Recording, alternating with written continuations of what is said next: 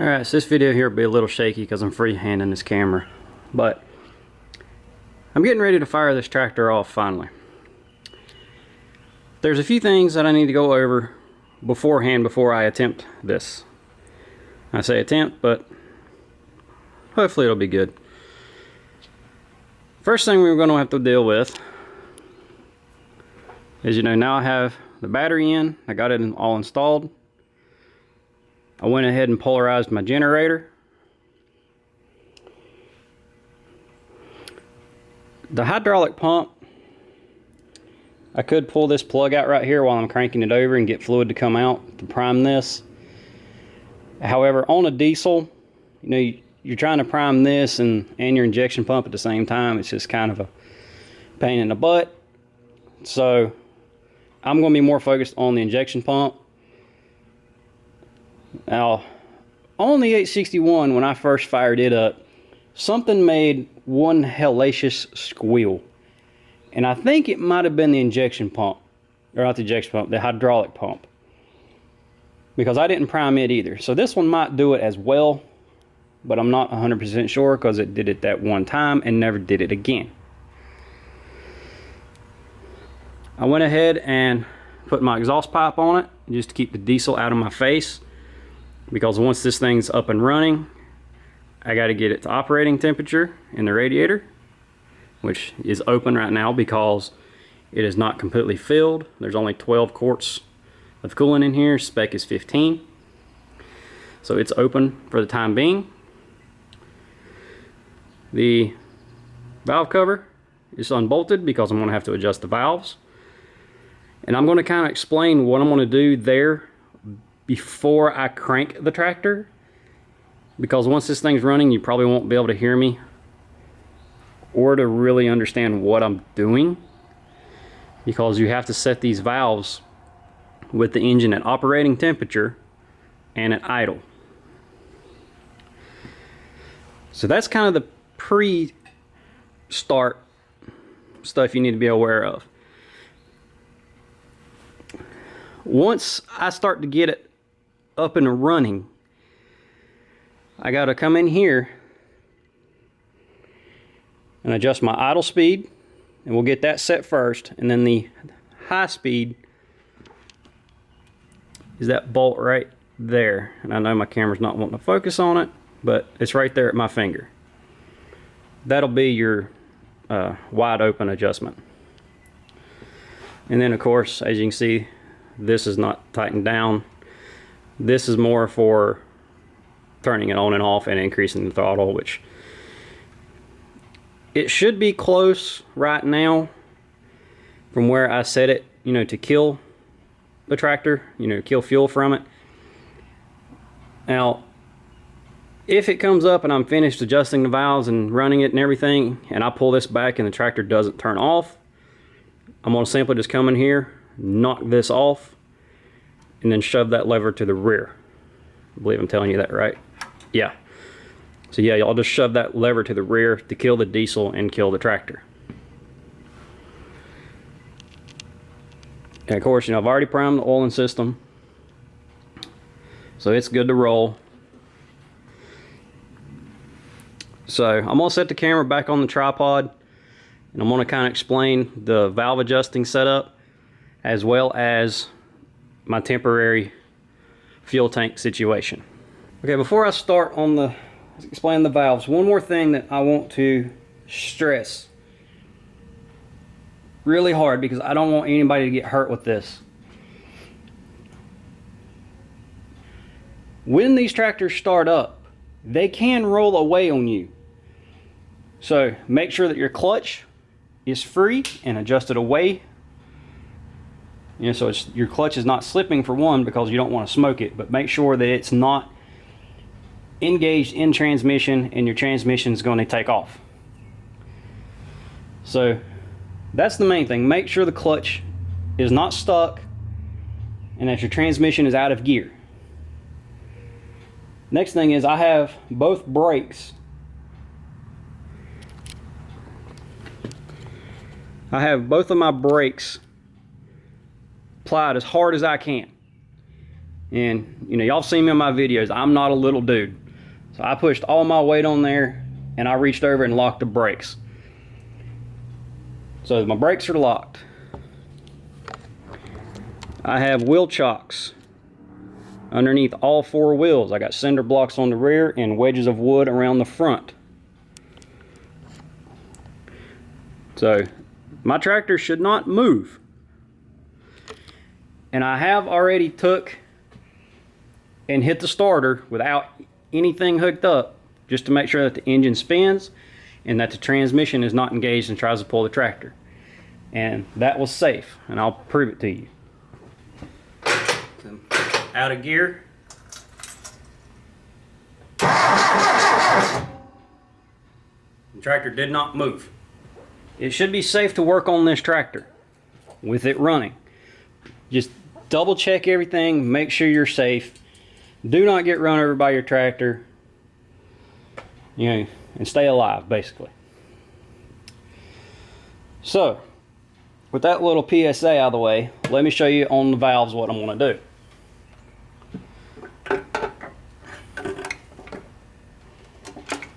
Move my temporary. So if you remember, when I assembled this engine, I said we're going to do an initial valve setting. So I came in here and I set all of these valves at 15 thousandths clearance. You kind of hear it there. Spec on these is 14 to 16. So 15 is right in the middle. So I got a set of tappet filler gauges here, and they're called that just because of the angle.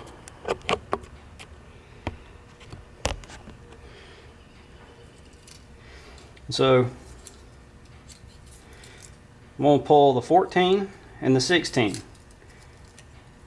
And in all honesty, I might end up just taking these out of the holder because that's the way I do it all the time at work. But basically, when this thing is running, see, I think this one was, well, yeah, that one was loose. If I can make this 14 fit in here,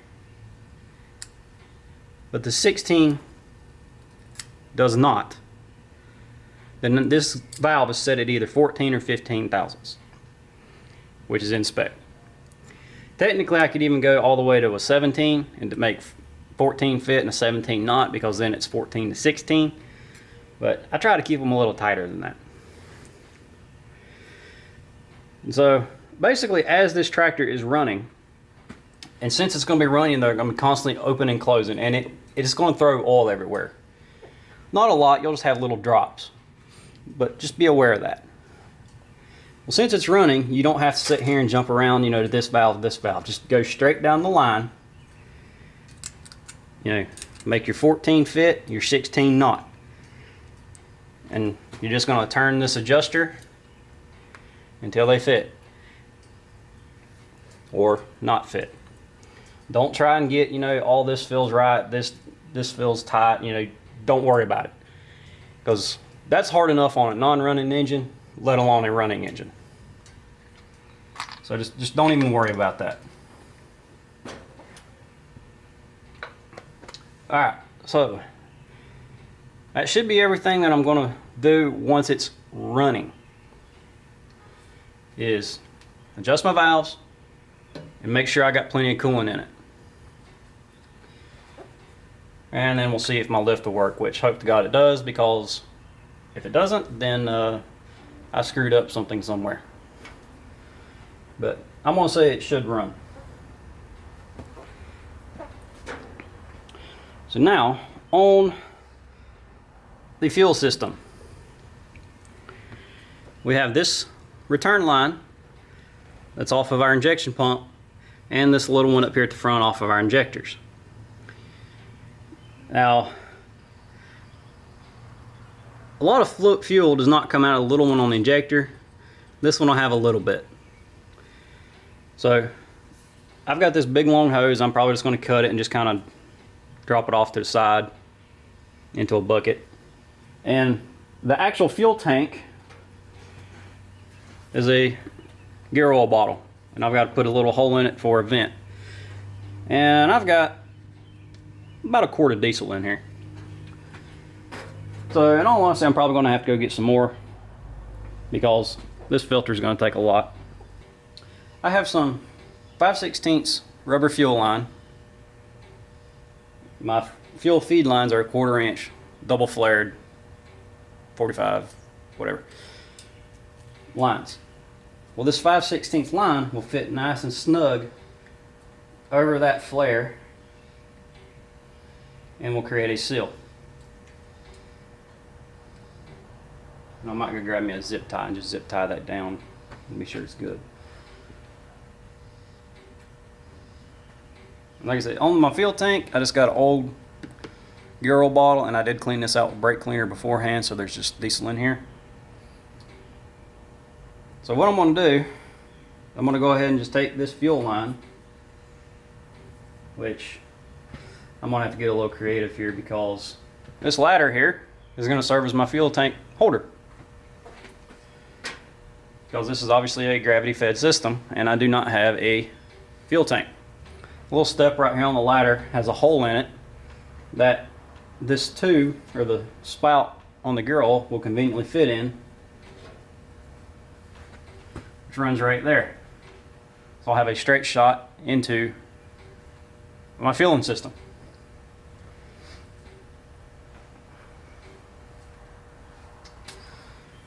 So I'm going to get that set up, and then I'll start showing you how to bleed your injection system. So I'm going to take my fuel and go ahead and hook it up. Now, to bleed this system, if you have your fuel tank, this will be the same step as turning the tap on the bottom of the tank.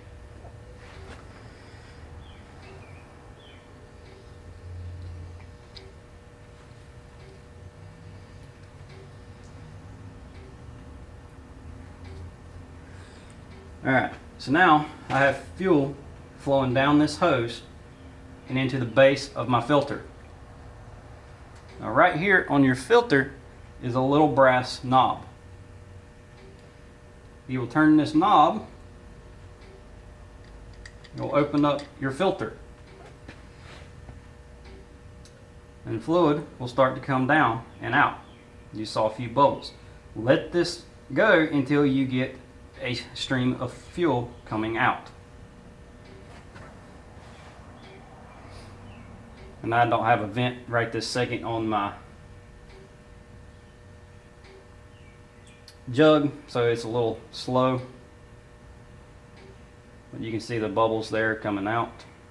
So like I said, it should normally go a lot faster than this. It's just that I'm having a airlock situation with this bottle right this minute.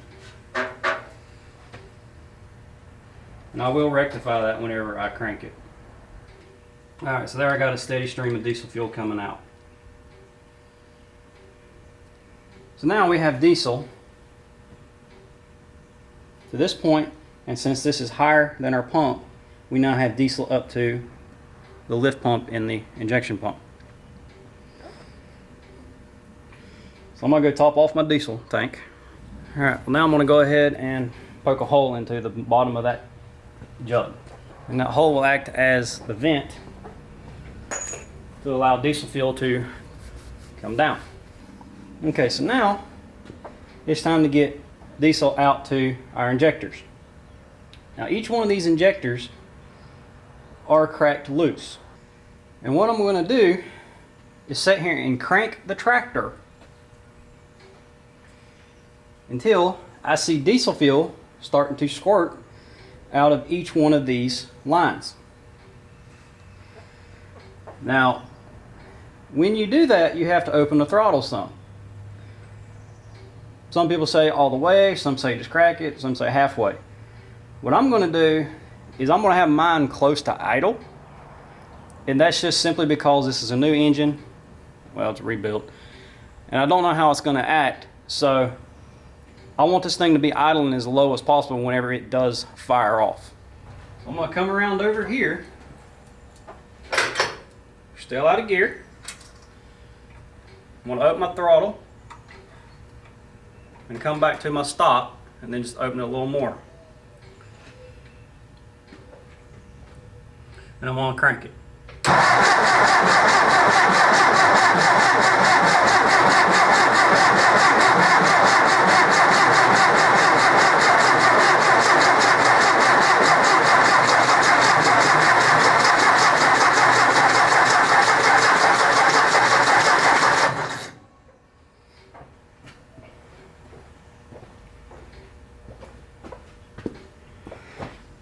Okay, now let me just double check, since over there I don't really see anything.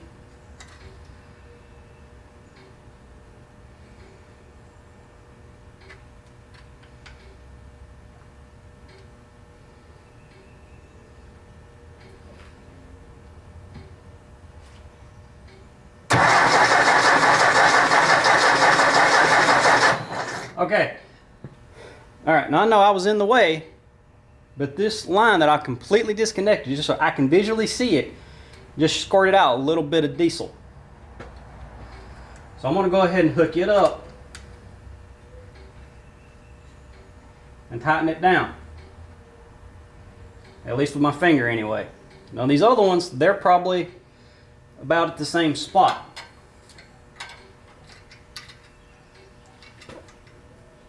So I'm going to crank it just a little more.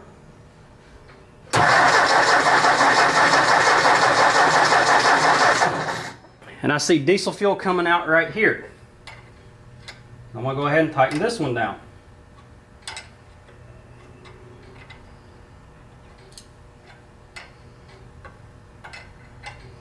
And this one, since it's putting diesel out really well, I'm going to go ahead and tighten it all the way down.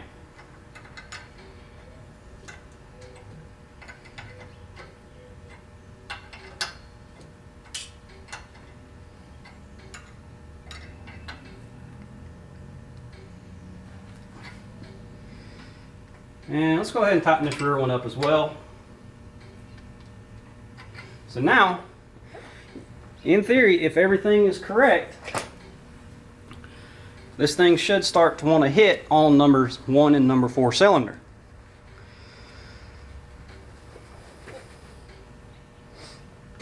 And you should start, well, you can't see it, but I can see it. I can see my smokestack, and I may start to see some white diesel fuel coming out the top.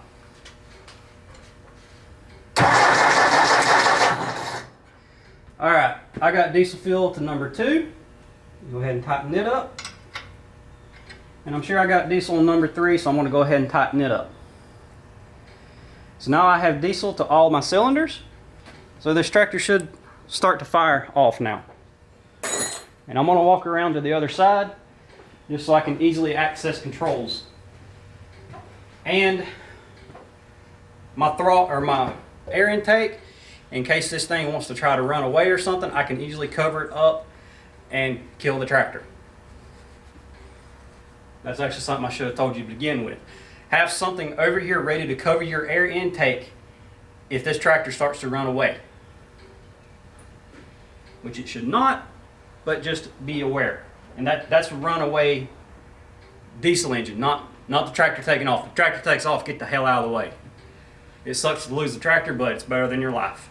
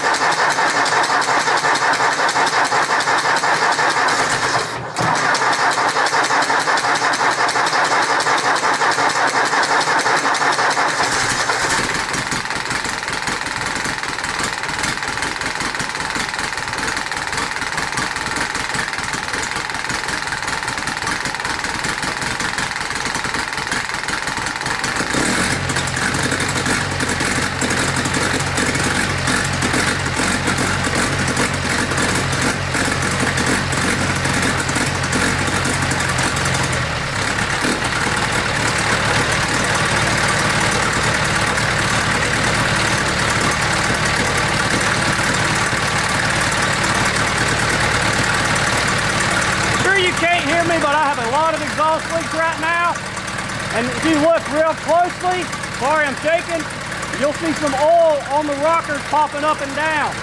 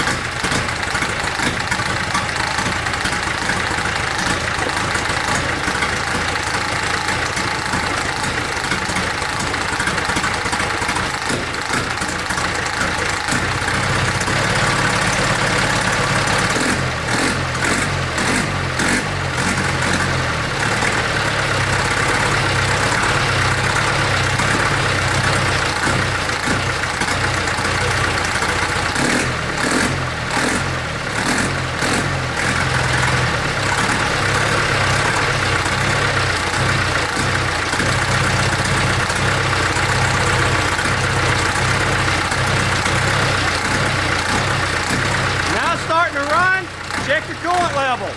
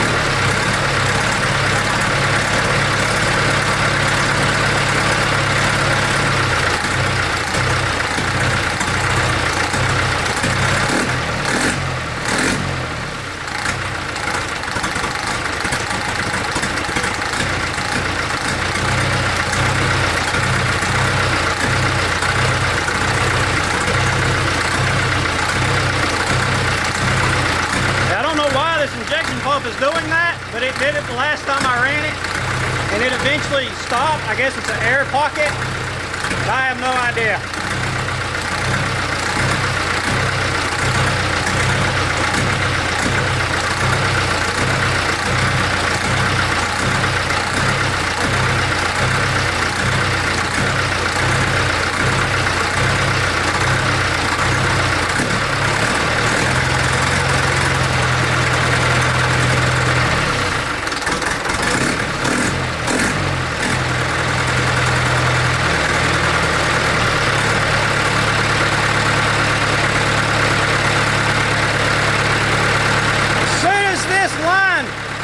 Started pushing some diesel out, that popping stopped.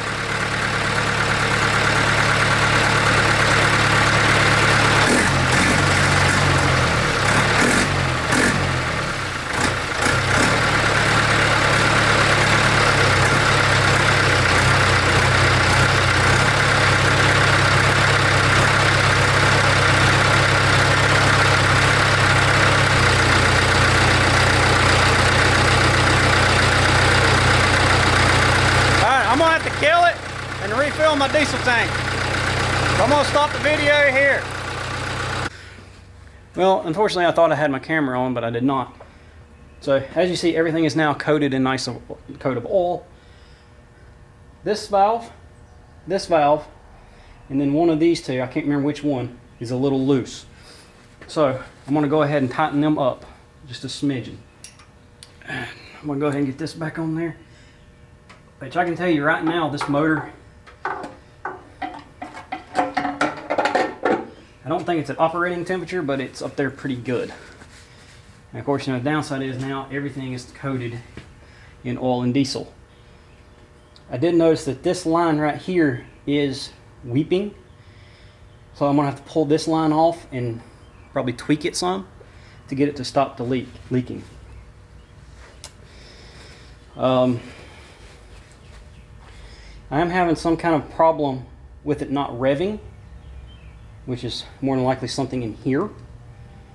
So I'm gonna have to figure out what's going on there. But it does run. And so what I'm gonna do now is I'm gonna go get the bolts and just cover this up, bolt this down, and then I'm gonna clean everything off and make sure that nothing is leaking anywhere. Now, my thermostat is open.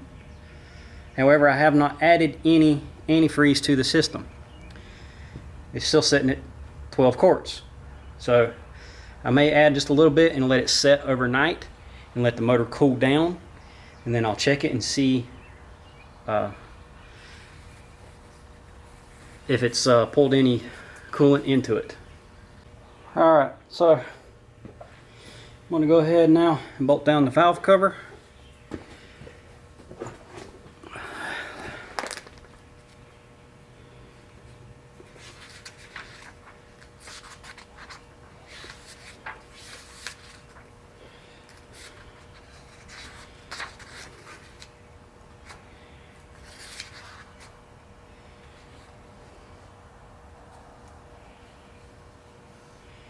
Now it only gets torqued to 1 to 2 inch-pounds. So basically, finger tight, snug.